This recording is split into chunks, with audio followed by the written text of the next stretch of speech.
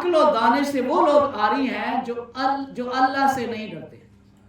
میں نے اور آپ نے اپنی بیٹی کے ساتھ ایسا کیا کبھی؟ ہماری اولاد کو ہمارے صدقہ جاریہ بنا.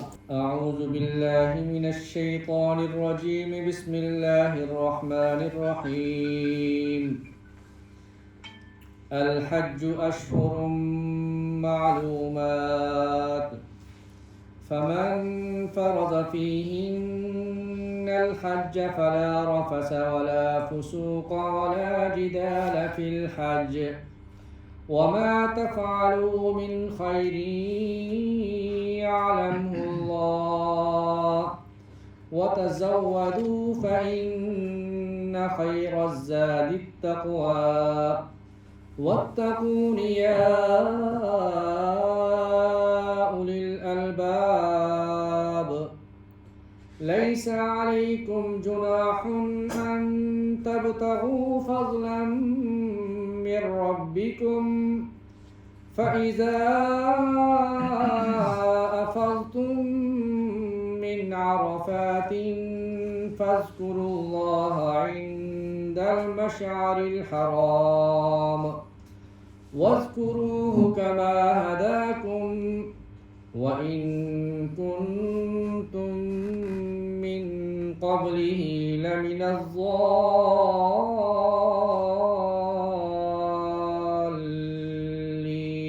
الضالين. ثم أفيضوا من حيث أفاض الناس واستغفروا الله إن الله غفور رحيم. فإذا قضيتم مناسككم فاذكروا الله كذكركم آباءكم أو أشد ذكرا فمن الناس من يقول ربنا آتنا في الدنيا وما له في الآخرة من خلاق ومنهم من يقول ربنا آتنا في الدنيا حسنة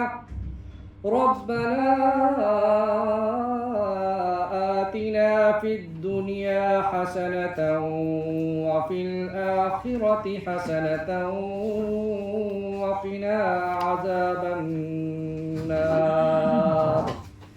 أولئك لهم نصيب مما كسبوا والله سريع الحساب.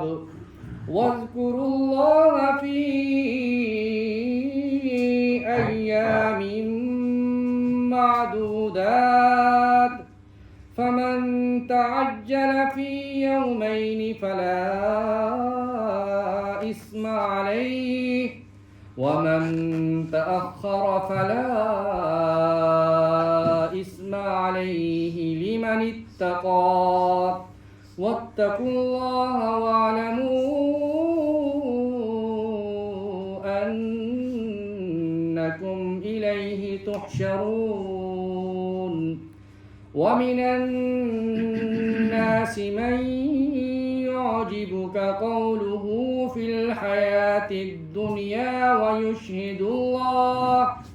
ويشهد الله على ما في قلبه وهو ألد الخصام. وإذا تولى سعى في الأرض ليفسد فيها ويهلك الحرث والنسل والله لا يحب الفساد. وإذا قيل له اتق الله أخذته العزة بالإثم فحسبه جهنم ولبئس المهاد. ومن الناس من يشري نفسه ابتغاء مرضات الله والله رؤوف بالعباد. يا أيها الذين آمنوا ادخلوا في السلم كافة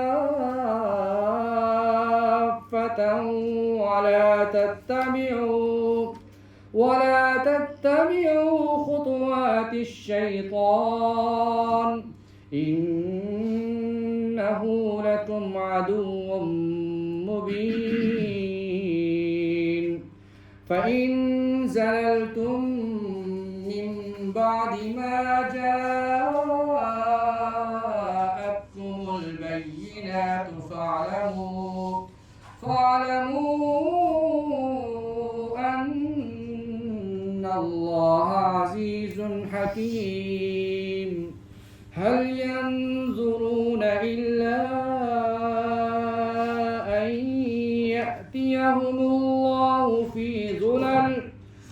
ظلل من الغمام والملائكة وقضي الأمر وإلى الله ترجع الأمور صدق الله العظيم. اعوذ باللہ من الشیطان الرجیم بسم اللہ الرحمن الرحیم. سارے ساتھی درود پاک اللہم صلی علی محمد وعلی آل محمد کما صلیت علی ابراہیم وعلی آل ابراہیم انک حمید مجید. اللہم بارک علی محمد وعلی آل محمد کما بارکت علی ابراہیم وعلی آل ابراہیم انک حمید مجید. الحمدللہ الحمدللہ والصلاة والسلام علی من لا نبی بعدہ. اما بعد فاعوذ باللہ من الشیطان الرجیم بسم اللہ الرحمن الرحیم. الحج اشہر معلومات فمن فرض فیہن الحج فلا رفث ولا فسوق ولا جدال فی الحج وما تفعلوا من خیر یعلمہ اللہ وتزودوا فإن خیر الزاد التقوى واتقون یا اولی الالباب. صدق اللہ العظیم. رب اشرح لی صدری ویسر لی امری واحلل عقدۃ من لسانی یفقہوا قولی. آمین یا رب العالمین. اللہ رب العالمین نے ارکان اسلام میں سے 5واں رکن حج سے متعلق یہاں کچھ احکامات مجھے اور آپ کو دیے ہیں. پچھلے درس کے اندر بھی میں نے آپ سے تذکرہ کیا تھا کہ حج 3 قسم کا ہوتا ہے. ایک حج تمتع ہے، ایک حج قران ہے، اور تیسرا حج افراد ہے. حج تمتع اور حج قران، اس کا مطلب یہ ہے کہ عمرہ اور حج ایک ساتھ کیا جائے. اور یہ حج تمتع اور حج قران یہ دونوں جو حرم کی حدود سے باہر رہنے والے لوگوں کے لیے اللہ نے صرف انہیں سہولت دی ہے. اس کے اندر وہ حج اور عمرہ ایک ساتھ کرتے ہیں. اب سوچنے کی بات یہ ہے کہ حج تمتع کیا ہے اور قران کیا ہے، کیونکہ یہ دونوں ان لوگوں کے لیے جو حرم کی حدود سے باہر رہنے والے ہیں.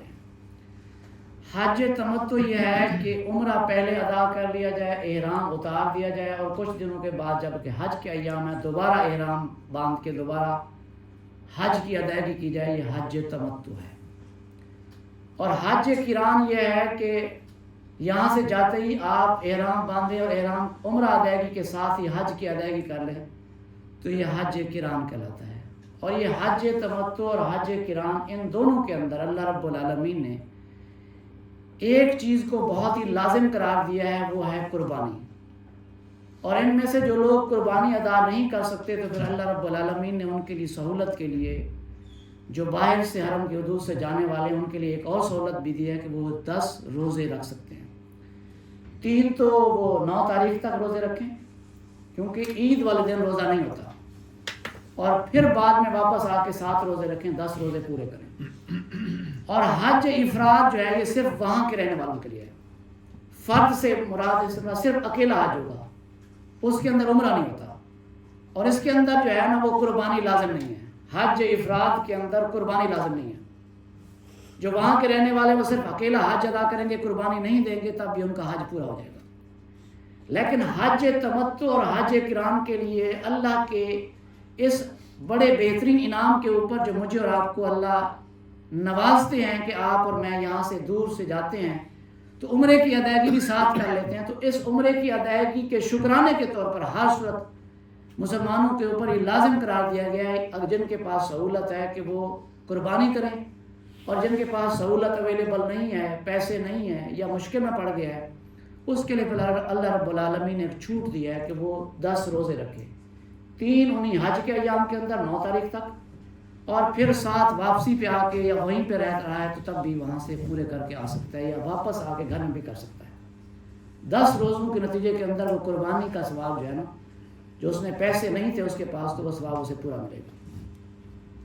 اب یہاں اللہ رب العالمین نے یہاں جو آج پہلی آیت میں الحج اشہر معلومات کہ حج کے مہینے معلوم ہیں۔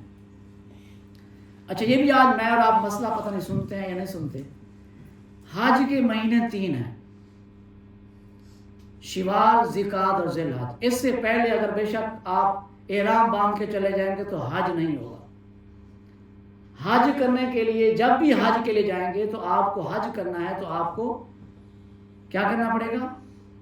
شوال کے اندر یہاں سے جانا پڑے گا۔ شوال سے پہلے اگر جائیں گے احرام باندھ کے تو وہ آپ کا حج قرار نہیں پائے گا اور حج ہوگا بھی نہیں۔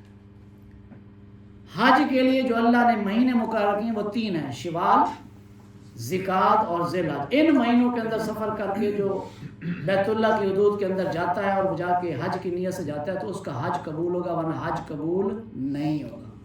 یہ 3 مہینے یاد رکھیں، شوال، ذوالقعدہ اور ذی الحج، یہ 3 ہیں۔ اس وجہ سے اللہ الحج اشہر معلومات، شہر کی جمع اشہر، حج کے جو مہینے معلومات و معلوم ہے۔ اچھا یہ حج جو ہے یہ اب سے نہیں ہے، یہ حج جو ہے یہ مسلمانوں کے اوپر نہیں ہے، اس سے پہلے سیدنا جناب ابراہیم علیہ السلام کے دور کے اندر جب انہیں حکم دیا گیا تھا کہ آپ اعلان تو کریں، تو اللہ کے نبی سیدنا ابراہیم سے اللہ سے عرض کی، سیدنا ابراہیم نے، اے اللہ تعالیٰ میں کس کو اعلان کروں، یہاں تو میری آواز کون سنے گا، لہتا ہی کوئی نہیں ہے۔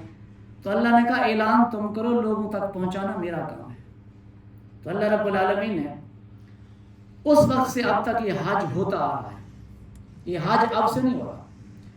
اور اس سے پہلے بھی اگر حضرت صالح علیہ السلام کا تذکرہ کیا جائے، اس دور میں بھی حج ہوتا تھا۔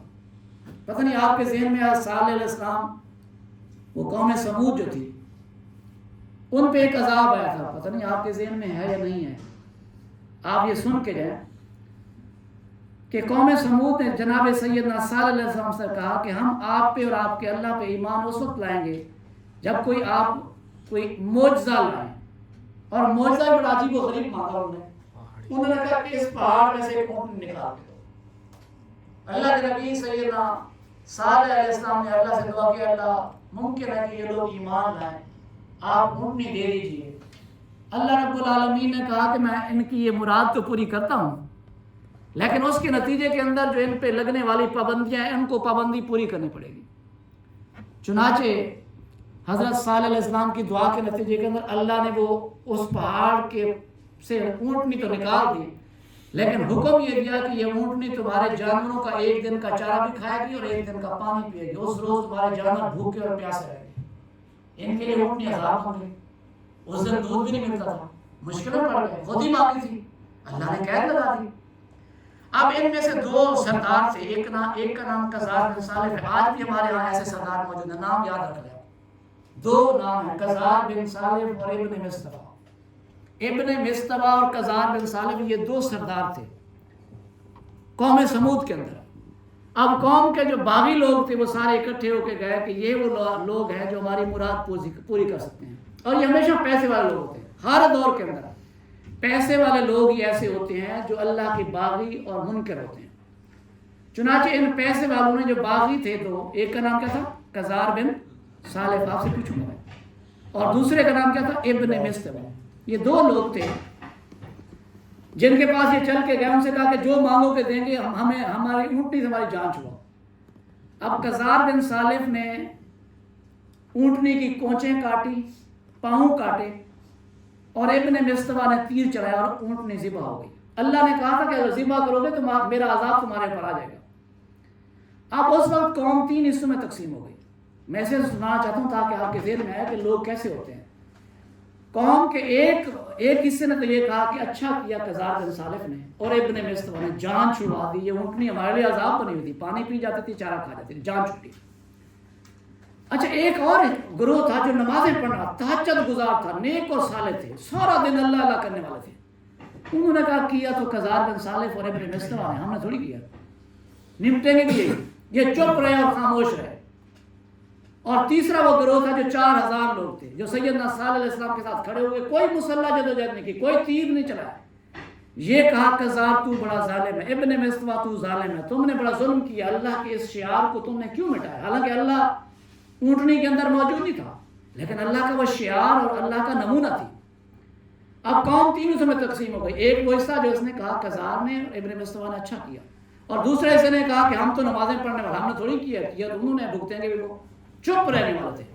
جب اللہ کا عذاب آیا تو یہ دونوں گروہ جو قزار بن صالح اور ابن مستوى کے ساتھ تھے اور چپ رہنے والے تھے، اللہ کے دونوں عذاب کے اندر مبتلا ہو گئے، اور صرف بچ وہ گئے جنہوں نے، جس طرح فرید گیٹ پہ کچھ لوگ کھڑے ہوتے ہیں کہ مشرف نے بڑا ظلم کیا ہے، لال مسجد کے اوپر یہ جو حملہ کیا یہ زیادتی و ظلم ہے، اللہ کی مساجد کو ڈھانا یہ اللہ کا شعار ہے، ان کو ڈھانا کوئی ٹھیک کام نہیں ہے، یہ مناسب کام نہیں ہے۔ کچھ لوگ تھے جو کھڑے ہو گئے، یہ ظلم ہے۔ فلسطین کے خلاف اگر کوئی محاذ لڑائی ہوئی ہے تو اس کو چند لوگ ہیں جو کھڑے ہوتے ہیں کہ ظلم ہے، یار ہم نہیں مانتے، یہ ٹھیک نہیں ہے جو کچھ اسرائیل والے کر رہے ہیں۔ چنانچہ وہ 4000 لوگ بچ گئے، باقی سب پہ اللہ کا عذاب آ گیا۔ ان میں سے ایک بندہ تھا ابو رغالی، یہ بھی یاد رکھ لیں۔ ابو رغالی اس وقت حرم کی حدود کے اندر حج کرنے گیا ہوا تھا۔ جب اللہ کا عذاب آیا تو یہ بچ گیا، کیونکہ حرم کی حدود کے اندر اللہ کا عذاب نہ آیا۔ اب جب یہ واپس آئے، دوسرے طبقے میں سے تھا جو چپ رہنے والا تھا، جو کہتے تھے ہم نے تھوڑی کیا تو قزار بن صالح نے کیا، تو ابن مستوى نے، ہم نے تھوڑی کیا، ہمارا کیا قصور ہے، ہم تو نیک ہیں، ہم تو نمازی ہیں، ہم تو اچھا کام کرنے والے ہیں۔ تو اس آدمی پہ جو ابو رغالی حرم کی حدود کے اندر تھا واپس آیا تو اس پہ بھی اللہ کا وہی عذاب آ گیا۔ تو اس کا مطلب یہ ہے کہ جب کبھی ظلم ہوتا دیکھو چپ نہ رہو، اگر چپ رہو گے تو پھر آپ ان میں ہو جو ظلم کرنے والے ہیں۔ یہ بات آج مجھے اور آپ کو ذہن میں رکھنی چاہیے، بحیثیت مسلمان ہمارا کردار یہ ہونا چاہیے یا تو ظلم کے خلاف جدوجہد کریں اور یا پھر اس کے خلاف آواز بلند کریں، اور اگر ظلم ہوتا دیکھ کے چپ رہتے ہیں تو پھر آپ ظالموں کا حصہ ہیں اور ظالموں کے ساتھ ہیں، آپ کا کوئی کردار نہیں ہے۔ آپ یہ کہیں کہ ہم نے تھوڑی کیا ہے، کرنے والوں میں شامل نہیں ہے تو پھر آپ چپ رہنے والوں میں شامل بھی تو ہیں۔ تو اس وجہ سے اس وقت بھی حج ہوتا تھا، میں نے یہ ساری بریفنگ جو دی ہے اس وقت بھی حج ہوتا تھا۔ تو الحج اشہر معلومات، حج کے مہینے پورے معلوم ہیں۔ فمن فرض فیہن، پس جس نے واجب کر لیا ان میں الحج، حج کو، تو پھر حج کی قیود اور حدود ہیں، اللہ نے مقرر کی ہیں۔ جب بندہ حج ادا کرنے جائے، احرام کی حالت کے اندر ہے، فلا رفث، پھر وہ بے حجاب نہ ہو، اپنی بیوی کے ساتھ جو حلال ہے اس کے ساتھ بے حجاب ہونا بھی حرام قرار دیا گیا۔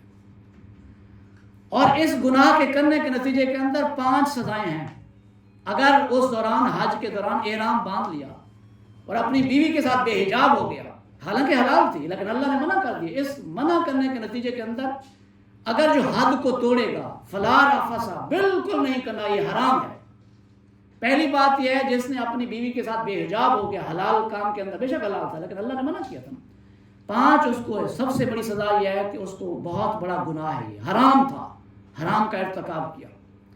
پھر یہ ہے کہ جہاں یہ گناہ ہے وہاں ساتھ یہ ہے کہ حج کے باقی جو ارکان ہیں وہ پورے کرنے پڑیں گے، اگر ہوگی یہ غلطی تو آپ ہر کام بھی پورے کرنے پڑیں گے، پھر واپسی بھی نہیں ہے۔ پھر یہ ہے کہ آپ نے ارکان پورے کرنے کے بعد یہ حج دوبارہ کرنا پڑے گا۔ پھر حج دوبارہ کرنے کے علاوہ آپ کو سب سے بڑا یہ مسئلہ ہوگا کہ آپ کو اونٹ بھی اللہ کے ذبح کرنا، ایک اونٹ، یہ بھی نہیں کہ وہ بکرا دمبا، اونٹ ذبح کرنا پڑے گا، اللہ کے راستے کرنا۔ تو اس وجہ سے یہ جو کام ہے اللہ نے جو منع کیا، فلا رفث، اس دوران پھر اس طرح کے کوئی کام نہیں کرنے جو اللہ نے منع کیا۔ اچھا، اس رفث کے اندر یہ بھی شامل ہے کہ وہاں جب جاتا ہے نا حج کے اوپر، تو عام طور پہ ایک ہی خیمے کے اندر لوگ رہ رہتے ہیں یا ایک ہی کمرے کے اندر لوگ رہ رہتے ہیں، خواتین و حضرات ہوتے ہیں، اکٹھے بھی بعض اوقات آ جاتے ہیں۔ تو اس صورت کے اندر یہاں فلا رفث کا یہ تقاضا یہ ہے کہ اس ہجوم کی صورت کے اندر میں اور آپ اپنی آنکھوں کی حفاظت کریں۔ یہ اس کے اندر وہ ساری باتیں شامل ہے رفث کے اندر جو گناہ جو برائی کا بدکاری کا ارتکاب صرف نہیں ہے، بدکاری نہ کہیں کیونکہ اپنی بیوی کے ساتھ تو بدکاری نہیں ہے، جائز ہے، لیکن اس کا ارتکاب بے حجاب اپنی نہ صرف بیوی سے ہونا ہے بلکہ اس طرح کا کوئی بات ہی نہیں کرنی کانوں کے اندر، اپنی بیوی کے ساتھ بھی اس طرح کی بات نہیں کرنی. یعنی کتنی بڑی اللہ نے جو حکم لگایا اس کی پابندی کتنی بڑی ہے. تو فلا رفث بالکل کسی صورت جائز نہیں ہے. آنکھوں سے بھی، اشاروں سے بھی، کسی لحاظ سے بھی میں اور آپ اللہ کے پابند ہو چکے ہیں کہ اللہ نے حج کا حکم دیا ہے تو فلا رفث بالکل جائز نہیں، ممنوع ہو گیا یہ کام. حالت احرام کے اندر نہ تو عورت کے ساتھ خلوت کرے اور نہ ہی کسی اس طرح کی کوئی کیفیت پیدا ہونے لگے. ولا فسوق اور فسق و فجور بھی نہیں کرنا. ویسے ہمارے ہاں تو یہ عام بیماری ہے، فسق و فجور کی بیماری جو عام ہے. دو بندے مسجد کے اندر بیٹھے ہیں، نماز پڑھ کے بیٹھے ہوئے ہیں، وضو کی حالت کے اندر بیٹھے ہوئے ہیں، اللہ کے گھر کے اندر بیٹھے ہوئے ہیں، تیسرے کی غیبت شروع کر دیں گے. اور یہ غیبت سب سے بڑا فسوق اور فسق اور فجور کا کام ہے. اور اللہ کے نبی کا فرمان ہے الغیبت اشد من الزنا، یہ زنا سے بڑا گناہ ہے، بدکاری سے بڑا گناہ ہے. تو اس وجہ سے حج کے اندر ویسے عام طور پہ یہ بعض اوقات بندہ جھگڑا کر لیتا ہے کسی سے بدتمیزی کر لیتا ہے، کسی صورت بھی گالی دینا، کسی کے ساتھ برائی کرنا، غیبت کرنا، کسی کے ساتھ برا بھلا سلوک کرنا، یہ حج کی حالت کے اندر کسی صورت جائز نہیں ہے. اللہ نے منع کر دیا، حج کو خراب کرنے والی بات ہے. یہ احرام کی حالت کی بات ہو رہی ہے. جی احرام جب حج کے اندر، حج کے ہیں بھی دن 8، 9 اور 10 اور پھر آگے 2 دن، ان دنوں کی بات ہو رہی ہے. فلا رفث بالکل رفث بھی کسی طرح جائز نہیں ہے. ولا فسوق اور نہ ہی آپ نے فسق و فجور کا کام کرنا ہے. اللہ کی نافرمانی کا کوئی کام، ہر قسم کا کام اللہ نے حرام کرا دے دیا. ولا جدال، اچھا یہ ویسے عام طور پہ ہو جاتا ہے، جدال بھی نہیں کرنا، جھگڑا نہیں کرنا. اچھا یہ ویسے آپ کہیں ٹیکس کی وجہ سے جھگڑا کر رہے ہوں گے، کہیں وہ پیسے تم نے زیادہ لے لیے ہیں، یار دیکھو تم نے ہمارے ساتھ وعدہ کچھ کیا تھا، اب دیکھو تم نے ہمیں سہولتیں نہیں دی، وہ اس کے ساتھ جھگڑا کر رہے ہوں گے. ولا جدال، جدال فری حج کرے، کسی کے ساتھ آپ صبر کرنے کا نام ہے. یاد رکھیں کہ حج ہے ہی صبر کرنا. تو اس کے اندر بجائے اس کے کہ آپ اپنے جس نے آپ کو بھیجا ہے، یار تم نے مجھے بھیجا تھا وہاں تو یہ سہولتیں نہیں ہیں، تم نے تو میرے ساتھ یہ کیا، جدال نہیں ہے. حج جو ہے جدال فری ہے، کسی قسم کا کسی کے ساتھ. اچھا روٹی لینے جاتے وہاں جھگڑا، لائن کے اندر لگے وہاں جھگڑا. اچھا جی وہ جو احرام کی حالت کے اندر کھڑے ہو کے جو عبادات کر رہے ہوتے ہیں انہیں کے اندر جھگڑا شروع کرتے ہیں، یار تم نے یہ میری جگہ تھی جہاں میں بیٹھا تھا، تم آ کے بیٹھ گئے. او بھائی احرام کی حالت کے اندر یہ ساری باتیں منع ہو چکی ہیں. اب آپ کو ایثار اور قربانی دینی ہوگی، اب آپ کو اپنے رویے کو بدلنا ہوگا کہ اللہ کا حکم آ چکا ہے. فلا رفث ولا فسوق ولا جدال، یہ اللہ کا حکم ہے. ہر قسم کے عمل سے آپ نے بچ جانا ہے. اپنی زبان کو بھی کنٹرول میں رکھنا ہے، اپنے ٹیمپرامنٹ کو بھی کنٹرول رکھنا ہے، اپنے بلڈ پریشر کو بھی کنٹرول رکھنا ہے. اگر بلڈ پریشر ہوتا تو گولی ساتھ لے کے جائیں، کہیں ایسا نہ ہو کہ بلڈ پریشر کی حالت کے اندر اپنے حج کو خراب کر بیٹھے. کیونکہ یہاں جدال فری حج ہے، اللہ نے حکم دیا ہے کہ جدال فری حج کرنا چاہیے. فلا رفث ولا فسوق ولا جدال، نہ ہی لڑائی جھگڑا. دیکھیں یہ قرآن ہے، ہم مسئلہ یہ ہے قرآن کے قریب نہیں ہوتے. قرآن نے ایک ایک بات بتا دی، ایک ایک لفظ بتا دیے کہ حج کرنا ہے تو کیسے کرنا ہے، نماز پڑھنی ہے تو کیسے پڑھنی ہے، میری عبادت کا طریقہ اختیار کرنا ہے تو کون سا طریقہ اختیار کرنا ہے.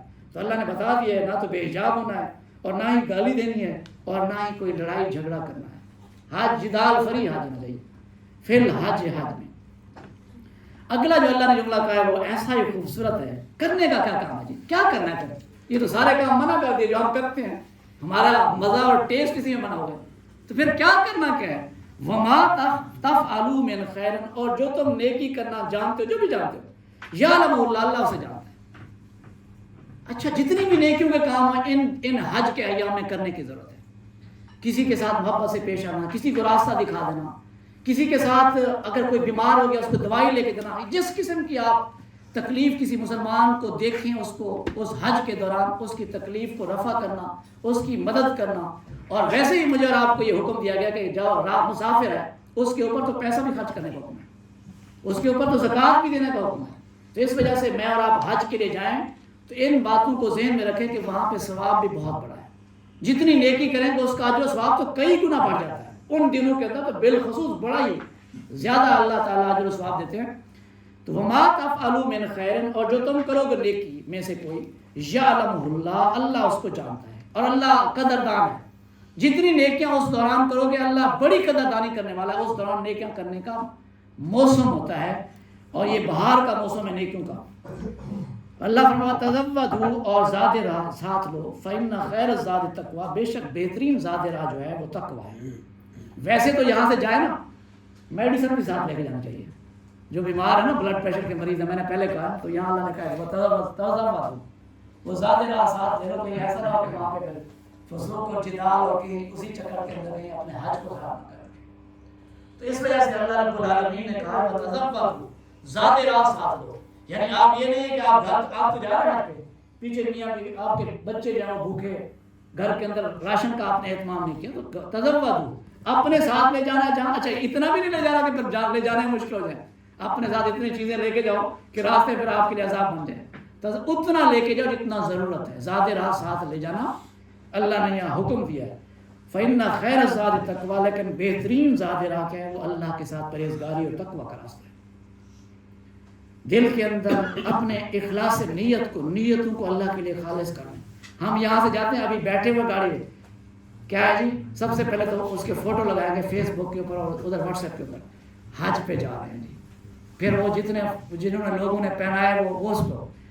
اللہ کہہ رہا ہے کہ بہترین زاد راہ تقوی ہے. آپ نے ابھی جہاز پہ بیٹھے ہیں جی، جہاز پہ بیٹھ گئے ہیں، اچھا جی وہاں سے اتر گئے ہیں، خدا کا خوف کرو، اللہ کی بندگی اور عبادت کے کام کرنے جا رہے ہو. اتنی نمود و نمائش، کس بات کی نمود و نمائش کر رہے ہو؟ کیا اللہ کو نہیں جا؟ کیا آپ نے حج کس لیے کیا؟ اس رب کو کی، رب کے لیے کیا ہے؟ تو وہ تو آپ کی اور میری شانت کے بھی قریب ہے، وہ تو ایک ایک بات کو جانتا ہے. تو بہترین زاد راہ یہ ہے اس راستے کے اندر کہ میں اور آپ جب چلیں تو اللہ کے ذکر کو، زبانوں کو اللہ کے ذکر سے تر رکھیں، نبی مہربان کے درود و سلام سے تر رکھیں. اور پھر نیت کیا ہو کہ میرا رب مجھ سے راضی ہو جائے. اور پھر واپسی پہ آئے تو بدل کے ایسے تھوڑی کہا گیا ہے کہ جب بندہ جاتا ہے وہاں سے واپس آتا ہے تو ایسے جیسے اس نے ماں کے پیٹ سے جنم لیا ہو، سارے گناہوں سے پاک ہو جاتا ہے. تو میرے بھائی اور دوستو، لیکن وہ واپسی پہ آنے کے ساتھ ہی پھر کیا ہو جاتا ہے؟ وہ ساری برائیاں جو پہلے سے تھی وہ ساری کی ساری اگر آ گئی تو پھر یہ حج نہیں رہا. یہ ٹرپ تو ہو گیا، آپ کا ٹور تو ہو گیا. حج یہ ہے کہ تقوی کا راستہ اختیار کیا جائے، پھر متقی بن کے ہے، پھر اللہ رب العالمین کے ساتھ اس کا تعلق پیدا ہو جائے.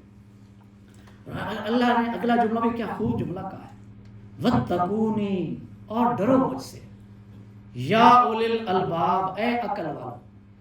اس کا مطلب یہ ہے کہ جو لوگ اللہ سے نہیں ڈرتے وہ عقل و دانش سے آری ہیں. عقل و دانش سے وہ لوگ آری ہیں جو اللہ سے نہیں ڈرتے. یہ یاد رکھیے گا، اللہ سے ڈر جس کے دل کے اندر ہے، اس کا مطلب وہ عقل والا ہے. جس دل کے اندر اللہ کا خوف اور اللہ کا تقوی نہیں ہے، سمجھ لیں وہ کیا ہے؟ وہ بے عقل، بے وقوف اور پاگل ہے. یہ میں نہیں کہہ رہا، یہ اللہ کا فتویٰ ہے. وَاتَّقُونِی، اور مجھ سے ڈرو، یا اولی الالباب، اے وہ لوگوں جو عقل والے. اس کا مطلب یہ ہے کہ جن دلوں کے اندر تقوی نہیں ہے وہ کیا ہے؟ بے عقل ہیں. پچھلے دنوں جو تکلیف مجھے ہوئی تو مجھے ایک دوست نے کہا کہ فلاں حکیم بیٹھا ہے، وہ ہندو ہے، بڑا ہی قابل. میں نے کہا بس جی، اگر وہ ہندو ہے تو اگر وہ قابل ہوتا تو مسلمان ہوتا، وہ ہندو ہے تو بس بنایا جائے، میں اس سے دعائیں لیتا. عقل ہوتا اس کے پاس تو مسلمان ہوتا نا. وہ جن مورتیوں کو پوج رہا ہے اس کے پاس عقل نہیں ہے، میں نہیں جاتا. وہ اتنا عقل، جس سے آپ عقل والا کہہ رہے ہو آپ بے عقل ہے میری نظر کے اندر. ہوگا ممکن ہے اس کے پاس کوئی تشخیص ہوگی. تو اس وجہ سے یہ وَاتَّقُونِی، اور ڈرو مجھ سے، یا اولی الالباب، اے عقل والو. اور آگے پھر اللہ نے فرما دیا ہے لیس علیکم جناح، اور تم پر کوئی گناہ نہیں، ان تبتغوا فضلا من ربکم، کہ تم اپنے رب کا فضل تلاش کرو. اچھا دیکھیں اللہ نے کیسا دین ہے ہمارا. یعنی یہ نہیں کہا کہ یہ جو میں اور آپ سفر کرتے ہیں ہم سمجھ لیتے ہیں کہ بس ہم دینداری اسی کے اندر ہے کہ بس دنیا کمائیں. اب آخرت اگر دینداری ہے کہ بس پھر اللہ کے ہو کے رہ جائے. یاد رکھ لیجئے، یہ بات ذہن میں رکھ لیجئے. آج یہ اہم بات ہے جو میں آپ کے سامنے کرنے جا رہا ہوں. اللہ کرے آپ سن رہے ہو، یہ بڑی اہم بات ہے. اچھا میں آپ سے سوال کر رہا ہوں ظفر بھائی، جب اللہ کے نبی یہاں سے ہجرت کر کے مدینہ گئے تو سب سے پہلا کام کیا کیا بتا؟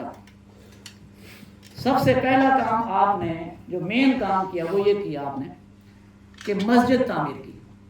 اور جو دوسرا بڑا کام کیا پتا کیا کیا آپ نے؟ دوسرا بڑا کام کیا کہ مسلمانوں کو تاجر بنایا اور معیشت مضبوط کی. ہم سمجھتے ہیں کہ معیشت جو بندہ مضبوط کر رہا ہے وہ خود دین سے پھر گیا ہے. اللہ کے نبی نے جو نماز مسجد کے بعد سب سے بڑا کام مدینے جا کے کیا، مسلمانوں کو معیشت کے اندر مضبوط کیا، ان کی معیشت مضبوط کی. اور یہاں بھی اللہ فرما رہے ہیں لیس علیکم جناح، تم پر کوئی گناہ نہیں، ان تبتغوا فضلا من ربکم، کہ تم اپنے رب کا فضل تلاش کرو. اس دوران سفر کے اندر جاتے ہو حج میں، تو حج میں جا کے اگر تجارت کرتے ہو تو کوئی گناہ نہیں ہے.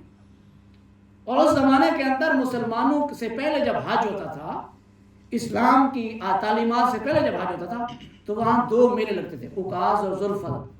ان 2 میلوں کے اندر لوگ اپنی تجارتی منڈی بنایا کرتے تھے. تو اللہ نے منع نہیں کیا کہ آپ کر سکتے ہیں. اس کے ساتھ اگر حج کے ساتھ ساتھ آپ وہاں پہ کوئی اس طرح کا کاروبار اگر آپ کا ہے تو کر سکتے ہیں، کوئی گناہ نہیں. اسلام میں کوئی گناہ نہیں. لیس علیکم جناح، یہ میں نہیں کہہ رہا، یہ کس کا فتویٰ ہے؟ اللہ رب العالمین کا حکم ہے. لیس علیکم جناح ان تبتغوا، کہ تم تلاش کرو فضلا من ربکم. اچھا، اس کا مطلب یہ ہے کہ معیشت کو اللہ نے اپنا فضل کرا دیا، معیشت کو گناہ نہیں کہا. فضلا من ربکم، اللہ نے کہا یہ میرا فضل ہے. ہم سمجھتے ہیں کہ پیسے جو کما رہا ہے، منڈی کما رہا ہے، حلال طریقے سے پیسے کمانا یہ عین عبادت ہے، یہ اللہ کی بندگی اور عبادت کا ذریعہ ہے. ہم سمجھتے ہیں حلال روزی کمانا خدا نہ خدا، وہ جی روزی کے پیچھے لگا، اور روزی کے پیچھے لگا کون سا گناہ ہے؟ عین عبادت ہے. اگر اس اسلامی اصولوں کے مطابق حلال و حرام کی تمیز کرتے ہوئے وہ ٹھیک طریقے سے اللہ کی بندگی کے راستے اختیار کرتے ہوئے جو پیسہ کما رہا ہے وہ اللہ کی عین عبادت اور بندگی کا راستہ اختیار کیے ہوئے. یہ میں نہیں کہہ رہا، فضلا من ربکم، یہ اللہ کہہ رہا ہے، یہ تمہارے رب کا فضل ہے، تلاش کرو اس رب کا فضل. اچھا، ویسے شوتے مسلمان اللہ کو بھی نہیں چاہیے. یہ جو شوتے مسلمان ہے، شوتے مسلمان اسلام میں نہیں ہے. اسلام میں مضبوط آدمی چاہیے جو کل، اچھا یہ ہم کہتے ہیں جو شوتا ہے وہی شاید، یہ شوتے سے جو کپڑے سے باہر ہے ہم کہتے ہیں یہ تو بڑا پہنچا ہوا ہے. وہ بھائیو اسلام یہ نہیں ہے، اسلام ہے ہی نہیں. اسلام تو بہترین نفاست کا دین ہے، خوبصورتی کا دین ہے. اسلام کے اندر یہ ساری چیزیں جائز ہیں جو میں اور آپ جائز حدود کے اندر رہتے ہوئے کرتے ہیں. فَإِذَا أَفَضْتُم مِّنْ عَرَفَاتٍ، پس جب تم لوٹو عرفات سے، فَاذْكُرُوا اللَّهَ، تو اللہ کو یاد کرو، عِندَ الْمَشْعَرِ الْحَرَامِ، مزدلفہ میں. مشعر الحرام کہتے ہیں مزدلفہ کی جگہ جو مشعر الحرام سے کہتے ہیں. اچھا، ویسے اللہ ہم سب کو توفیق دے کہ ہم، اللہ مجھے اور آپ کو وسائل بھی دے کہ میں اور آپ حج اور عمرہ ادا کر سکیں. اچھا، جو لوگ حج اور عمرہ ادا کر چکے ہیں، یہ 8 تاریخ کو نا سارے لوگ مینا پہنچتے ہیں اور 5 نمازیں جو ہے وہ مینا کے اندر ادا کرتے ہیں. اور پھر صبح کی نماز کے بعد پھر عرفات کی طرف. اور سب سے اچھا، یہ ویسے 354 دن جو ہے عرفات جو ہے یہ غیر آباد رہتا ہے. صرف ایک دن آباد ہوتا ہے، وہ ہے 355 دن، یعنی وہ حج کا دن ہوتا ہے. 9 ذی الحج کو آباد ہوتا ہے، ورنہ یہ پورے 354 دن یہ غیر آباد جگہ ہے. کبھی ادھر آبادی ہوتی نہیں، ایک ہی دن ہے جس میں آبادی ہوتی ہے، وہ عرفات کا مقام ہے. اچھا، اتنی بڑی فضیلت اس کو کیوں دی گئی ہے پتہ ہے آپ کو؟ جناب اما حوا اور جناب سید آدم علیہ السلام اسی جگہ پہ کہتے ہیں ملے تھے، اس وجہ سے اس کو ملاقات عرفات، ان کے آپس میں ملاقات ہوئی تھی، اس وجہ سے اس کو مقام عرفات اسی وجہ سے بھی ہے. اس کی بہت ساری یعنی فضائل ہیں اس عرفات کے مقام کے اوپر، جو اس کے اندر جو دعائیں مانگی جاتی ہیں وہ بھی اللہ کے یہاں بڑی قبول ہوتی ہے. اس عرفات کے مقام کو اتنی بڑی فضیلت ہے کہ آپ سوچ نہیں سکتے. اور یہ 9 والے دن وہیں پہ مسلمان سارا دن گزارتے ہیں اور مغرب کو وہاں سے پھر پلٹ آتے ہیں کس کی طرف؟ مزدلفہ کی طرف. اور پھر رات جو ہے مزدلفہ میں گزارنی ہوتی ہے. اور یہ مزدلفہ میں رات گزارنا یہ واجب ہے، یہ مرضی نہیں ہے، واجب ہے وہاں پہ گزارنا. پھر وہاں پہ بھی اللہ کا ذکر کرنے کا حکم ہے. یہاں اللہ فرما رہا ہے فَاذْكُرُوا اللَّهَ، پس اللہ کو یاد کرو، عِندَ الْمَشْعَرِ الْحَرَامِ، مزدلفہ کے اندر جس کو مشعر حرام کہا ہے اللہ نے. اچھا، کیسے یاد کریں؟ کیا یاد کریں جی؟ کوئی بتا سکتا ہے کیا یاد ہے وہاں پہ؟ ایک تو وہ جو تلبیات ہیں وہ بھی آپ زور سے جو اللہ کا ذکر ہے، توبہ استغفار کریں، دعائیں مانگیں. یعنی آپ کی زبان سے ہر وقت، یعنی وہاں پہ یہ نہ ہو کہ بعض اوقات تو جگہ نہیں ملتی نا وہاں پہ، لوگ گاڑی میں بیٹھے رہتے ہیں، تو وہاں بیٹھے بیٹھے بے شک ساری رات گزارنی ہے تو اللہ کا ذکر کرتے رہیں. جتنا اللہ کا ذکر کریں گے اتنی آپ کو اللہ کے انعامات سے اللہ نوازے گا. تو یہی وجہ ہے یہ رات کھلے آسمان میں، کھلے گاڑی بعض اوقات نہیں ملتی جگہ تو پھر کیا کر سکتے ہیں؟ جو راستے میں کہیں رک گئے، وہ تو اللہ نے بھی کہا ہے، پچھلے آیات کے اندر پڑھا ہے، کہیں راستے میں روک دیے گئے یا کچھ مشکل میں پڑ گئے، اس صورت میں تو جائز ہے. تو لیکن ویسے تو آپ کی بات ٹھیک ہے، کھلے اس میں ہے، لیکن مزدلفہ کے اندر جو رات آپ نے گزارنی ہے، اس راتوں کے اندر جو اللہ نے گزارنے کا حکم دیا، اللہ کا ذکر کثرت سے کرنے کا حکم ہے۔ وَاذْكُرُوا، اور اللہ کو اس طرح یاد کرو، کما ہداکم، جیسے اس نے تمہیں ہدایت کی ہے۔ اور یہ بھی یاد کریں کہ اس سے دو معنی مراد دی جاتی ہے، ایک تو یہ ہے کہ اس کو ایسے یاد کرو جس طرح تمہیں اس نے ہدایت کی ہے، یا اس کو ایسے یاد کرو، اس طرح یاد کرو کہ جس طرح اس بات پہ یاد کرو کہ تمہیں اللہ نے اس ہدایت کے راستے پہ لگا دیا۔ یہ اللہ کا بڑا انعام ہے کہ اس راستے پہ جس کو چاہے منتخب، ذالک فضل اللہ یؤتیہ من یشاء، یہ اللہ کا فضل ہے، جس کو چاہتا ہے اس راستے کے اندر منتخب کر لیتا ہے۔ وَإِن كُنتُم مِّن قَبْلِهِ، بے شک اس سے پہلے، لَمِنَ الظَّالِمِينَ، آپ گمراہوں میں سے تھے۔ اچھا، اس کے علاوہ جو اللہ اس کے رسول کی تعلیمات ہے، اس کے علاوہ جتنی ہے وہ کیا ہے جی؟ میں نہیں کہہ رہا، یہ میرا فتویٰ ہے۔ وَإِن كُنتُم مِّن قَبْلِهِ، بے شک آپ اس سے پہلے، لَمِنَ الظَّالِمِينَ، کیا تھے؟ گمراہوں میں سے تھے۔ اس کا مطلب یہ اللہ اس کے رسول کی تعلیمات کے علاوہ جتنے بھی کام میں اور آپ کرتے ہیں وہ کیا ہیں جی؟ گمراہی کے کام ہیں۔ اسی وجہ سے کہا ہے کلو محدثۃ بدعۃ وکل بدعۃ ضلالۃ وکل ضلالۃ فی النار، یہ ہم ہر جمعہ خطبے کے اندر سنتے ہیں کہ ہر وہ کام جو اللہ اس کے رسول کی تعلیمات سے ہٹ کے وہ گمراہی اور ضلالت ہے، اور جو اللہ اس کے رسول کی تعلیمات کے مطابق ہے وہی جو کام ہے، وہی جو عمل ہے، وہی جو تعلیم ہے، وہی دراصل ہدایت اور روشنی ہے، اور وہ روشن خیالی بھی وہی ہے۔ آج کہتے ہیں روشن خیال کس کو؟ جو اللہ اس کے رسول کی تعلیمات سے ہٹا ہوا کہتا ہے روشن خیال بن گیا۔ روشن خیالی تو اسلام ہے، وہ تو پھر گمراہی اور اندھیرا اور جہالت ہے کہ جس کے اندر انسان اللہ اس کے رسول کی تعلیمات سے الگ ہو جائے۔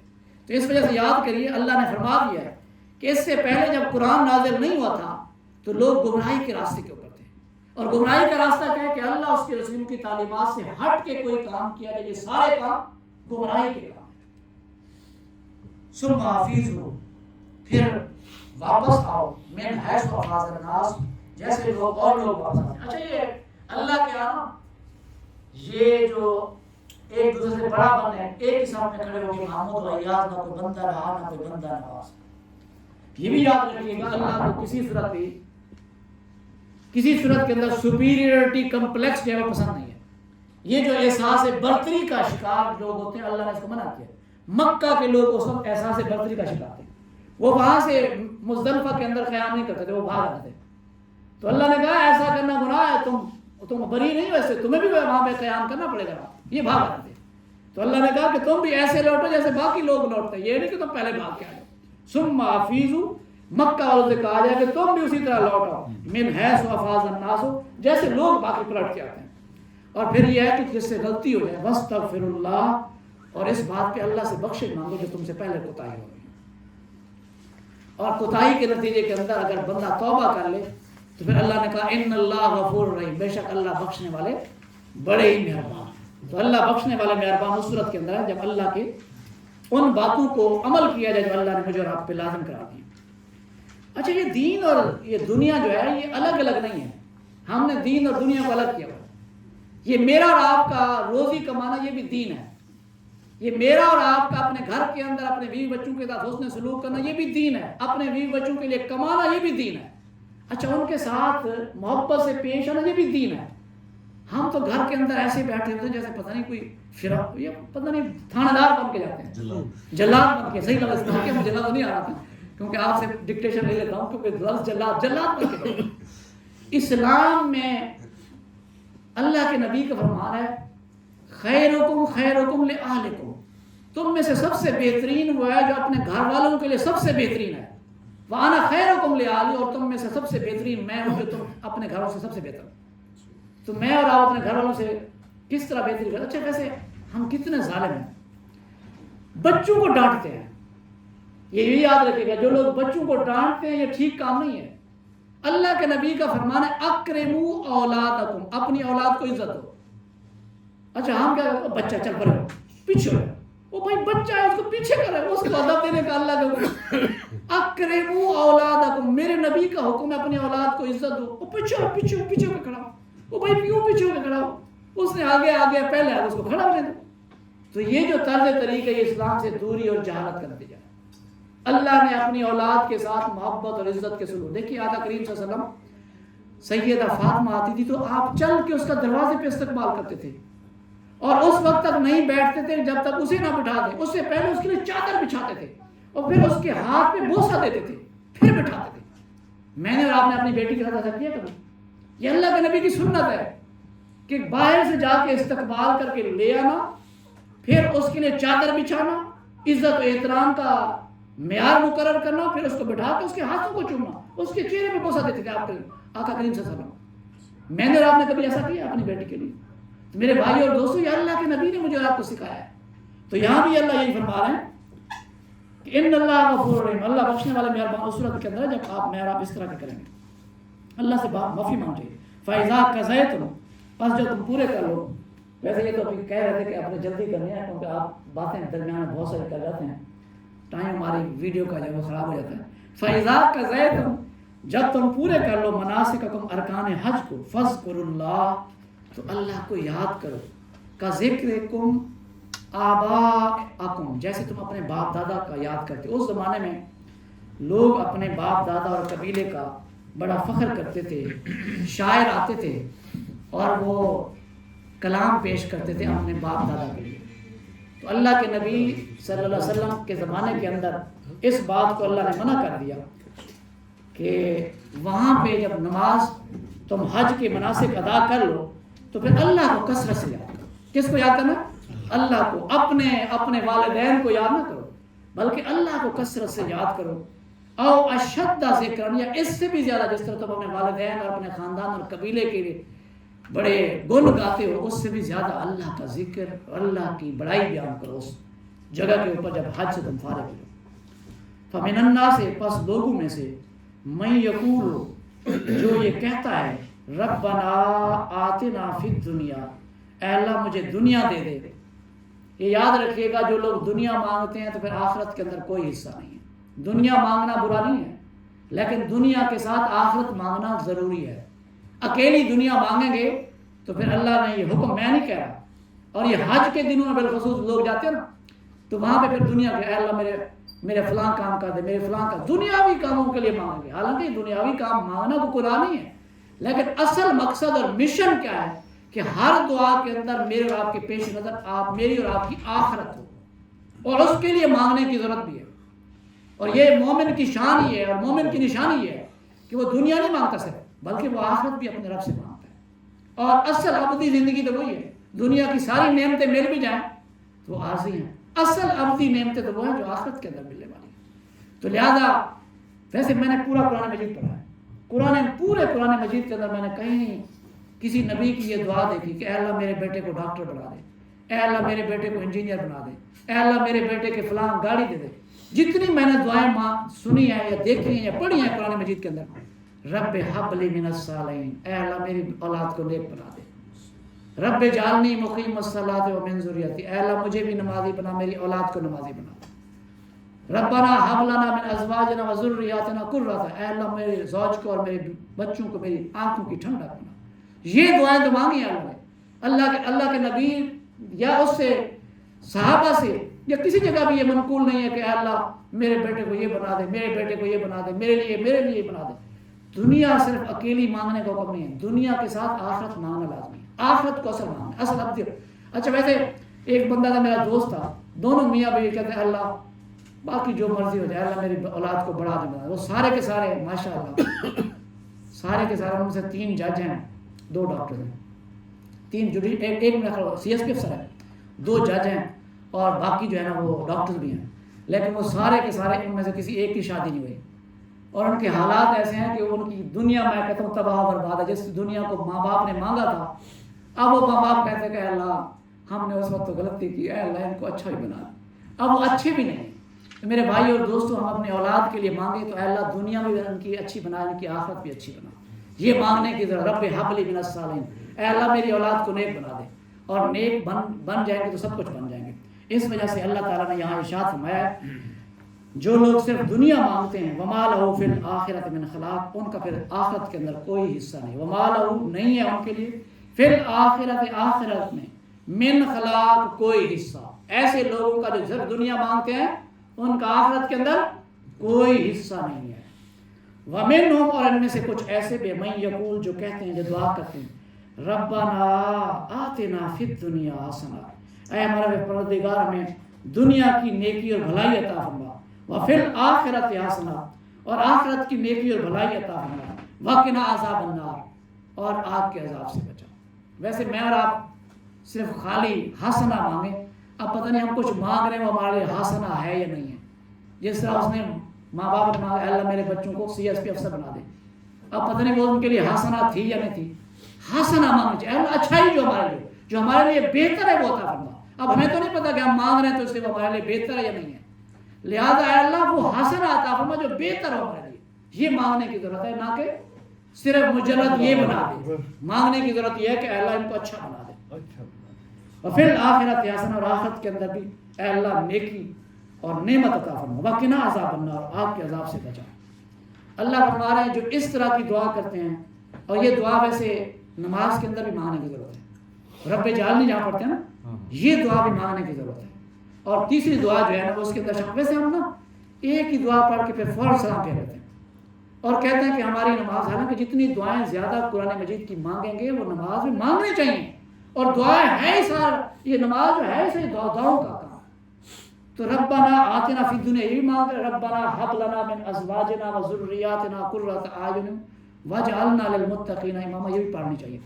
یہ سورہ الفرقان کی آخری آیت ہے، پڑھنی چاہیے، مانگنی چاہیے۔ پھر میں بھول گیا ہوں، دعا پڑھنے نہیں ہوتی، دعا مانگنے کے لیے ہوتی ہے۔ ہم پڑھتے ہیں دعا، بچوں کو بھی کہتے ہیں کہ کھانا کھانے کی دعا پڑھ لے، کہیں کھانا کھانے کے لیے دعا مانگ لے۔ دعا پڑھنے اور مانگنے میں بڑا فرق ہے۔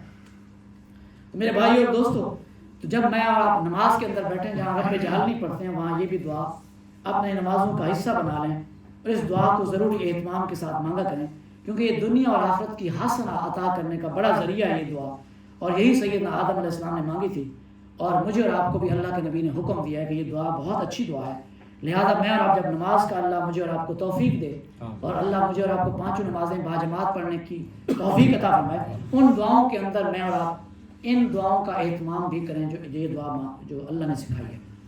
اللہ ہمارے اولئک لہم نصیب، یہ لوگ ہیں جو یہ دعا مانگتے ہیں، اولئک لہم، ان کے لیے نصیب حصہ، مما کسبوا، اس میں سے جو انہوں نے کمایا ہے، یہی اصل کمائی ہے، یہی اصل کمائی ہے کہ دنیا اور آخرت دونوں مانگی جائے۔ واللہ سریع الحساب، اور اللہ تو بہت جلد حساب لینے والا ہے۔ کب کس کی شام ہو جائے کسی کو پتہ ہے؟ بیٹھے بیٹھے بندہ اللہ کے پاس چلا جاتا ہے، کوئی پتہ نہیں کس کا کب کس لمحے کسی کی آخری گھڑی آ جائے، تو اس سے پہلے جس کی گھڑی آ گئی اس کے لیے حساب قائم ہو گئی، اس کی تو پھر نامہ اعمال بھی ختم ہو گیا۔ تو اس وجہ سے اللہ نے کہا واللہ سریع الحساب، اللہ جلد حساب لینے والا ہے۔ وذکر اللہ، اور اللہ کو یاد کرو، فی ایام معدودات، ان گنتی کے دنوں میں جو حج کے دن ہیں ان کے اندر اللہ کو یاد کرو کثرت کے ساتھ۔ فمن تعجل فی یومین، اور جو 11 اور 12 کے جو دو دن ہیں ان کے اندر جو جلدی کرے، فلا اسم علیہ، اس پر بھی کوئی گناہ نہیں، جو بعد میں طواف کر کے واپس آنا چاہے وہ آ سکتا ہے۔ ومن تاخر، اور جو 13 تک رہے وہاں پہ ایام تشریق، فلا اسم علیہ، اس پر بھی کوئی گناہ نہیں۔ اسلام کے اندر آسانی ہے، مشکل نہیں ہے، بس ارکان اسلام کو پورا کرنے کی ضرورت ہے، اور جس کو جو تقاضا ہے اس تقاضے کے تحت وہ اگر جلدی کر لیتا ہے 2 دنوں میں تب بھی کوئی مسئلہ نہیں، اگر اس کے اندر بعد میں تاخیر کر کے وہاں رہتا ہے اور 3 دنوں کے اندر کمپلیٹ کرتا ہے تب بھی اس کے لیے کوئی مسئلہ نہیں ہے۔ لمن اتقی، یہ اس کے لیے جو اللہ سے ڈرنے والا ہے۔ واتقوا اللہ، اصل میں اسلام کا مقصد، ان عبادات کا مقصد اور محور کے واتقوا اللہ، اللہ کا تقوی ہے۔ ساری عبادات کا، جہاں اللہ نے روزوں کا حکم دیا ہے وہاں بھی اللہ نے کہا ہے اس کا مقصد کیا ہے؟ اللہ کا تقوی ہے۔ اور جتنی بھی عبادات اللہ نے فرائض کی ہیں ان کا مقصد کیا ہے؟ محور اور مقصد اور نصب العین یہ ہے کہ ان کے ذریعے سے اگر انسانوں کے دلوں کے اندر تقوی پیدا ہو جائے تو پھر وہ میری اور آپ کی نمازیں بھی قبول، وہ میرا اور آپ کا حج بھی قبول، وہ میری اور آپ کی خیرات و زکوٰۃ بھی قبول، وہ میرے اور آپ کے تمام عبادت کے جو اللہ نے فرائض ہیں وہ سارے قبول ہیں اگر ان کے ادائیگی کے نتیجے کے اندر کیا پیدا ہو جائے؟ اللہ کا تقوی، خوف، اس کی محبت دلوں میں اجاگر ہو جائے، تو یہ وہ کام ہے جو سارے عبادات کا مقصد اور محور ہے۔ وَعْلَمُوا، اور دوبارہ اپنے الفاظ میں دسو کہ حج پڑھ کے تسی جس طرح اتنے رہ جائے یا 3 دن جہاں پھر بعد کے جا کے مناج رہنا، کیا اس کو اجازت دیتی؟ نہیں، وہ تو 11-12 کی بات کر رہا ہوں۔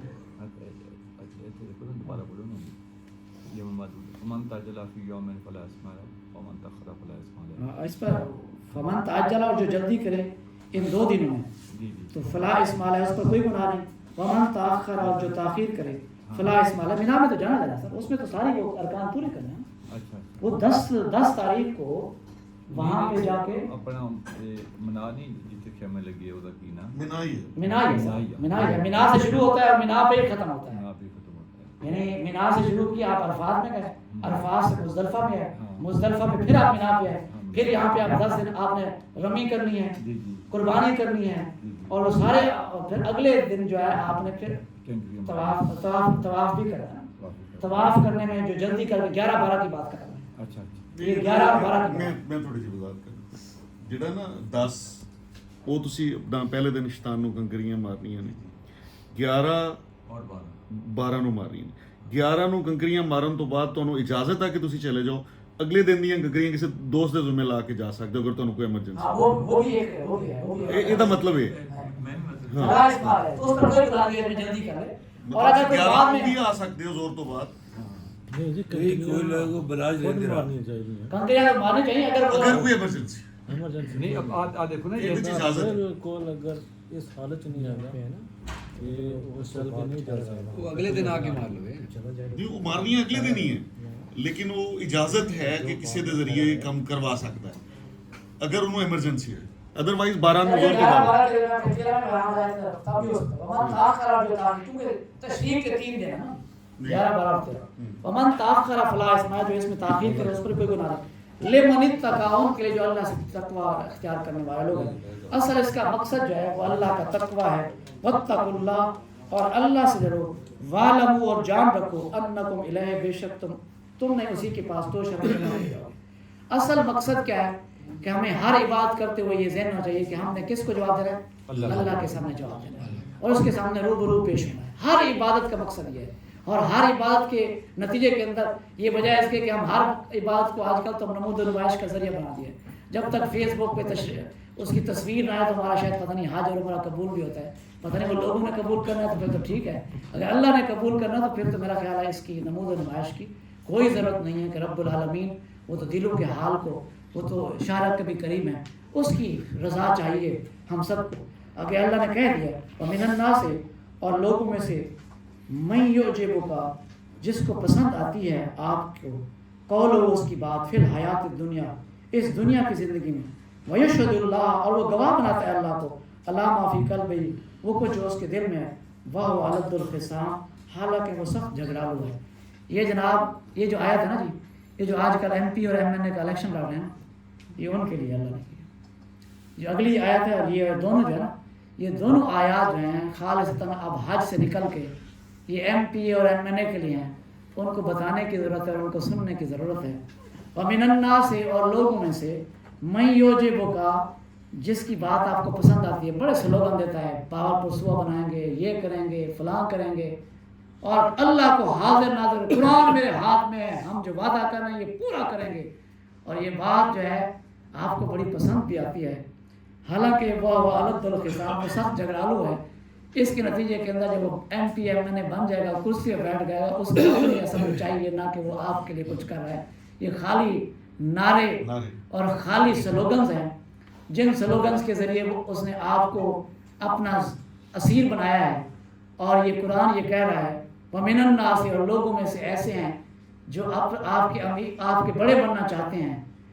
مَن یُعْجِبُکَ جس کی پسند آتی ہے. یہ ان میں سے یہ بھی ہو سکتے ہیں جیسے میں بیٹھا ہوں یہاں, میں بیٹھا ہوں اور آپ کے لیے بڑا آپ کا یعنی خاص بن کے آپ کے ساتھ مخلص بن کے اور آپ کے لیے بھلائی چاہنے والا بن کے میں یہاں سے آپ کو تبلیغ کر رہا ہوں اور آپ کو ایسی باتیں بتا رہا ہوں, آپ کو ایسے کام سے ابھار رہا ہوں جس کے ذریعے سے اس معاشرے کے اندر فساد پھیلنے والا ہے.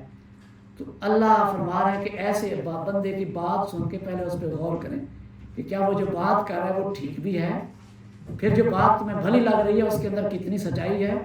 اس کی ظاہری حالت کو دیکھ کے اس کے قسمیں اٹھانے کے اوپر تم اس پہ اعتبار کر کے کہیں ایسا نہ کام کرو کہ اس کے فالوور بن جاؤ, پھر اس کے نتیجے کے اندر جھگڑا پیدا ہو اور تباہی اور بربادی معاشرے کے اندر پیدا ہو. یاد رکھیے گا اللہ نے انسانوں کو اور جنوں کو اس معاشرے کے اندر پیدا کیا ہے تو اس کی اصلاح اور خوبصورتی کے لیے پیدا کیا. اللہ نے اس معاشرے کے اندر انسانوں کو اور جنوں کو بھیجا ہے تو اس معاشرے اور جس اللہ نے مجھے اور آپ کو جنت کے اندر، یہ دنیا جنت ہے جس کے اندر مجھے اور آپ کو بھیجا ہے، اس کی بگاڑ کے لیے نہیں، اس کے بناؤ کے لیے بھیجا ہے. اور جو لوگ بگاڑ کا باعث بنتے ہیں اللہ کو سب سے ناپسند وہ لوگ ہیں. پیدا کیا انسان کو انسان کے لیے، ورنہ طاعت کے لیے کچھ کم نہ تھے کرو دیا. اللہ کے ہاں انسانوں، وہ اللہ کے ہاں بندگی کرنے کے تو بہت سارے اور لوگ تھے، بہت ساری مخلوقات تھی. تو اللہ نے یہاں جو انسانوں کو بھیجا ہے یہ اس بھلائی اور کے لیے بھیجا ہے، اس معاشرے کے اندر اس کے بناؤ کے لیے بھیجا ہے، نہ کہ بگاڑ کے لیے بھیجا ہے. اور جو لوگ بگاڑ کا باعث بننے والے ہیں، یاد رکھیے گا وہ آپ کے سامنے سلوگن بھی بڑے اچھے لے کے آئیں گے، وہ نعرے بھی اچھے لے کے آئیں گے، وہ آپ کے سامنے اس وقت قسمیں بھی کھائیں گے، لیکن بیسیکلی ان کا مطمع نظر کیا وہ کرسی ہوگا اور اس کے نتیجے کے اندر اپنے پرمٹ ہوں گے. وہ میں نہیں کہتا ہوں، پتہ نہیں آپ اس کو غلط نہ پرمٹ لے لیں، جو بھی لے لیں، جنرل کنسیپٹ پرمٹ جو اس چکروں کے اندر پڑا ہوتا ہے وہ والد الخصام، حالانکہ وہ سب ڈالا ہوا ہے. آگے اللہ نے بالکل خاص طور پہ جملہ کہہ دیا وَإِذَا تَوَلَّى، اور جب وہ ایک بااختیار ہوتا ہے، یہاں منہ موڑنا نہیں ہے بلکہ وَإِذَا تَوَلَّى، جب وہ بااختیار ہوتا ہے، سَعَىٰ فِي الْأَرْضِ، وہ کوشش کرتا ہے زمین کے اندر، لِيُفْسِدَ فِيهَا، تاکہ اس کے اندر فساد برپا کرے. کسی کی زمین ہتھیا لے، کسی کا مال ہتھیا لے، کسی کی زمین پہ قبضہ کر لے اور پھر ملکی خزانے کو نقصان پہنچائے. اور یہ ساری باتیں اس لفظ کے اندر شامل ہیں وَإِذَا تَوَلَّى. اور جب وہ بااختیار ہوتا ہے سَعَىٰ فِي الْأَرْضِ، یعنی انسانوں کے حقوق کھانا جو ہے یہ سب سے بڑی خرابی ہے. انسانوں کے حقوق کھانا، یہ یاد رکھیے گا. میں نے اگر ظفر بھائی کے پیسے دینے نا، میں اس سے معافی مانگ سکتا ہوں، اور اگر میں نے قومی خزانے کو نقصان پہنچایا تو میں کس سے معافی مانگوں گا؟ وہ تو پوری امت کا خزانہ ہے. اب سب امت کے جو ہاتھ ہوں گے وہ میرے گربان کے اندر ہو، کس سے میں معافی مانگوں گا؟ اس وجہ سے قومی خزانے کھانے والے اور قومی خزانے کو نقصان پہنچانے والے وہ کسی صورت بھی اللہ کے ہاں بخشش نہیں پا سکیں گے. اس وجہ سے وہ کس سے معافی مانگے؟ کیسے معاف کیا جا سکتا ہے؟ کوئی کیسے معاف کر سکتا ہے؟ یہ جو ملکی خزانے کے اندر وہ جو بینکوں کا معاف کرتے ہیں، یہ کسی صورت کسی کے اوپر جائز نہیں ہے، کسی بالا تر کے اوپر کہ وہ جناب NRO دے کے سارا صاف کر دے. یہ کسی صورت جائز نہیں ہے، کسی صورت جائز نہیں ہے، کسی صورت جائز نہیں. یہ قومی امانت ہے، یہ سارے مسلمانوں کا اس پہ حق ہے. جو وہاں مسلمان کا جو معاشرے کے اندر ہے سب کا حق ہے اس کے اوپر. لہذا ان سب سے وہ ساری کی ساری قوم کہہ دے کہ ٹھیک ہے معاف کر دو پھر تو ٹھیک ہے، ادروائز کوئی معافی نہیں ہے. اس وجہ سے اللہ نے فرمایا وَإِذَا تَوَلَّى، جب وہ بااختیار ہوتا ہے سَعَىٰ فِي الْأَرْضِ، تو پھر کوشش کرتا ہے زمین کے اندر لِيُفْسِدَ فِيهَا، تاکہ اس کے اندر فساد کرے. وَيُهْلِكَ الْحَرْثَ، اور وہ کھیتی کو برباد کرے. یہ جو DAP مہنگی ہو جاتی ہے یہ کہاں سے ہوتی ہے؟ یہ جو ڈیزل مہنگا ہو رہا ہے یہ کہاں سے ہو رہا ہے؟ مجھے بتائیے. لِيُهْلِكَ الْحَرْثَ، فصلوں پہ تباہی ہے. یہ اللہ نے کہہ دیا 1400 سال پہلے، آج ہمارے سامنے آ رہا ہے. یہ جو تباہی معاشرے کے اندر فساد برپا ہے، انسانوں کو معاشی طور پہ کمزور کرنا، یہ سب سے بڑی تباہی اور فساد ہے. آج ہم پورے معاشرے کے اندر فساد اور بگاڑ کا شکار کیوں ہیں؟ کہ ہم نے تولا ایسے لوگوں کو بنایا ہے، بااختیار ایسے لوگوں کو بنایا جو بد کردار ہے. جو جتنا بد کردار ہے نا وہ اتنا مشہور و معروف ہے. وہ ایک لفظ گندا سا تھا، وہ آج اتنا مشہور ہوا. وہ جو پٹھان نے کہا تھا وکیل نے، وہ جو ادھر بس وہ میں نہیں کہتا، میں نے وہ لفظ کہنا بھی نہیں تھا، آپ نے کہہ دیا. وہ اتنا، یہ دیکھیں کتنا غلیظ لفظ تھا، اور اس کو لوگوں نے ٹرول کر دیا، پوری دنیا کے اوپر مشہور ہو گیا. یعنی یہ حد ہو گئی ہے. جو جتنا بےہودہ بندہ ہے اتنا وہ معروف ہے، اور جتنا وہ شائستہ ہے اتنا اس کا کوئی کہتا ہے وہ فارغ ہے. وہ تو فارغ، اس کا کیا ہے، بہت فضول آدمی ہے. جتنا بےہودہ اور بدتر آدمی ہے وہ معروف اتنا ہے. وہ ٹرمپ دیکھیے نا، سارے معاشرے کے اندر مشہور کیوں ہو گیا؟ وہ ٹرمپ نے کہا بم مکہ بم مدینہ، وہ پورے معاشرے کے اندر مشہور ہو گیا. اور اسی طرح مودی، وہ بدتمیز آدمی، وہ سارے معاشرے کے اندر مشہور کیا ہے، وہ اس سے بدتر آدمی ہے. اسی طرح ہمارے پاکستانی، میں سہمت ہوں کا نام ہے کیونکہ کسی نہ کسی کے ساتھ ایفیلیشن ہوگی. وہ کسی کو جو گالیاں دینے والا ہے وہ واہ جی واہ کمال جناب، یہ تو ہمارا لیڈر ایسا ہے، دیکھا اس نے سب کو لتاڑ کر دیا. وہ بھائی اس نے معاشرے کو تباہ کر دیا، بےہودہ بنا دیا، ہم اس کو بڑا اچھا کہہ رہے ہوتے ہیں. تو میرے بھائی اور دوستو، وَإِذَا تَوَلَّى، جب وہ بااختیار ہوتے ہیں سَعَىٰ فِي الْأَرْضِ، وہ کوشش کرتے ہیں زمین کے اندر لِيُفْسِدَ فِيهَا، تاکہ اس کے اندر فساد کریں. وَيُهْلِكَ الْحَرْثَ. اچھا ویسے معافی چاہتا ہوں میں کہ کہیں کسی کی دل آزاری ہو تو پہلے سے معافی مانگ رہا ہوں. جو کیا پہنچ گئے ہیں وَيُهْلِكَ الْحَرْثَ، اور وہ فصلوں کو تباہی کرتے ہیں. وَالنَّسْلَ، نسل انسانی کی تباہی کرتے ہیں. یہ نسل انسانی کی تباہی کیا ہے؟ یہ یہی ہے نا ان کا بگاڑ پیدا کر دینا، ان کے اندر تہذیب دائرے سے نکل جانا. یہ کہاں اسلام میں لکھا ہے؟ اسلام تو دائرے میں رکھنے والا دین ہے. واللہ لا یحب الفساد، اللہ تعالیٰ ایسے فساد کو پسند نہیں کرتا. تو بس میرا خیال آج کافی ہے اتنی دعا، کیونکہ آگے کتنے آیات رہ گئی دیکھ لیں آگے، کیونکہ بڑی اہم باتیں اگلی باتیں اس سے بھی زیادہ ہیں.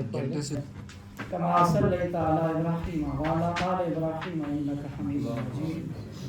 اللہم بارک علی محمد وعلی آل محمد کما بارکت علی ابراہیم وعلی آل ابراہیم انک حمید مجید. ربنا آتنا فی الدنیا حسنۃ وفی الآخرۃ حسنۃ وقنا عذاب النار. ربنا ظلمنا انفسنا وإن لم تغفر لنا وترحمنا لنكونن من الخاسرین. اے مولا کریم، اس بابرکت مجلس کے اندر ہم سب کی حاضری کو اپنی بارگاہ کے اندر قبول و منظور فرما. اے اللہ، جو کچھ آج قرآن کی آیات پڑھی ہیں، اے اللہ اس تعلیم کے ذریعے سے ہمیں تعمیل کرنے کی توفیق نصیب فرما. اے اللہ ہمیشہ ہم یہاں اکٹھے ہوتے ہیں تیری رضا کے لیے اکٹھے ہوتے ہیں. اے اللہ ہمارا یہ مل بیٹھنا صرف اپنی رضا کے لیے، اس کو اپنی بارگاہ کے اندر شرط سے قبول کرنا. اے مولا کریم، ہم خالصتاً تیرا دین سیکھیں، تیرے قرآن کو سمجھیں، اے اللہ تیری رضا کے لیے اور اس پہ عمل کرنے کے لیے یہاں اکٹھے ہوتے ہیں. اے اللہ ہمارے پیش نظر کوئی اور مطمع نظر نہیں ہے، تو جانتا ہے دلوں کے حال کو بھی جانتا ہے. اے اللہ تو ہماری رہنمائی فرما، سیدھے راستے پہ چلنے کی توفیق نصیب فرما. اے اللہ سیدھے راستے پہ تا قیامت جب تک موت نہ آئے، اے اللہ اس راستے پہ گامزن رہنے کی توفیق نصیب فرما. اے اللہ ہم سب کا خاتمہ ایمان فرما. اے مولا شہادت کی موت عطا فرما، استقامت کی زندگی عطا فرما، دین اسلام کے مطابق استقامت عطا فرما. اے مولا ہماری اولادوں کو ہماری آنکھوں کی ٹھنڈک بنا. اے اللہ ہمیشہ اولاد کی خوشیاں دیکھنا. اے اللہ ہماری اولادوں کو ہمارے صدقہ جاریہ بنا، نیک اور صالح بنا. اے اللہ تجھ سے مانگ رہے ہیں، اے اللہ ہم بڑے جو ہیں، اے اللہ ہمیں اپنے والدین کے لیے صدقہ جاریہ بننے کی توفیق نصیب فرما. اے اللہ ہمیں اپنے والدین کے لیے دعائیں مانگنے والا بنا. رب ارحمہما کما ربیانی صغیرا، رب ارحمہما کما ربیانی صغیرا. اے مولا کریم، ہم میں سے جن کے والدین اس دنیا سے رخصت ہو گئے، اے اللہ ان کی قبروں کو جنت کے باغوں میں سے باغ بنا. اے اللہ ان کی سیئات کو حسنات میں بدل دے. اے اللہ ان کے گناہوں کو معاف فرما دے. اے اللہ ہماری دعاؤں کے نتیجے کے اندر ان کے درجات بلند کر دے. اے اللہ ان کی مشکلات کا شکار ہے تو ان کی مشکلات کو آسانی بدل دے. اے اللہ تو رحمان ہے، تو رحیم ذات ہے، تو کریم ذات ہے. اے اللہ تو رحمت والی ذات ہے. اے اللہ ہماری دعاؤں کے نتیجے کے اندر ہمارے عزیز و اقارب جس دنیا سے رخصت ہو گئے، اے اللہ سب کی قبروں کو جنت کے باغوں میں سے باغ بنا. اے مولا تو رحمان ذات ہے، جو لوگ بے اولاد ہیں ان کو نیک و صالح اولاد عطا فرما. اے اللہ جو لوگ بے روزگار ہیں حلال اور طیب روزی عطا فرما. اے اللہ جن کو روزی دی ان کی روزی کے اندر برکت نصیب فرما. اے اللہ وسیع اور کشادہ رزق عطا فرما. اے اللہ تیرے نبی نے رزق مانگا ہے، تو نے اے اللہ قرآن کے اندر اس کو فضل اپنا فضل کہا ہے. اے اللہ ہمیں اپنا فضل تلاش کرنے کی توفیق نصیب فرما. اے اللہ تو رحمان ہے، تو کریم ذات ہے، ہم اس قابل نہیں ہیں کہ آزمائے جائیں. اے اللہ ہر قسم کی آزمائش سے تجھ سے پناہ مانگتے ہیں. اے اللہ ہر قسم کی آزمائش سے محفوظ و مامون فرما دے. اے مولا تو رحمان ذات ہے، تو کریم ذات ہے. 8 فروری کو الیکشن آنے والے ہیں. اے اللہ نیک اور سارے لوگوں کا ساتھ دینے کی توفیق نصیب فرما. اے اللہ قرآن والے آگے آنے کی، اے اللہ ان کو چننے کی توفیق نصیب فرما. اے اللہ جو قرآن کا نظام لائیں، اے اللہ ایسے حکمرانوں کو منتخب کرنے کی توفیق نصیب فرما. اے اللہ ان کا ساتھ دینے، اس جد و جہد کے اندر حصہ ملانے کی توفیق نصیب فرما.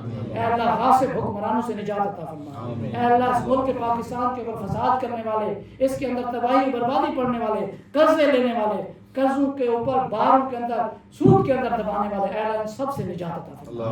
اے اللہ تیرا درد رکھنے والے، عوام کا درد رکھنے والے، تیرا خوف رکھنے والے، نیک و صالح تیرے نبی کا سچا عشق رکھنے والے، اے اللہ ایسے صالح حکمران عطا فرما. ربنا تقبل منا انك انت السميع العليم وتب علينا انك انت التواب الرحيم وصلى الله تعالى على خير خلقه محمد وآله وصحبه اجمعين. آمين.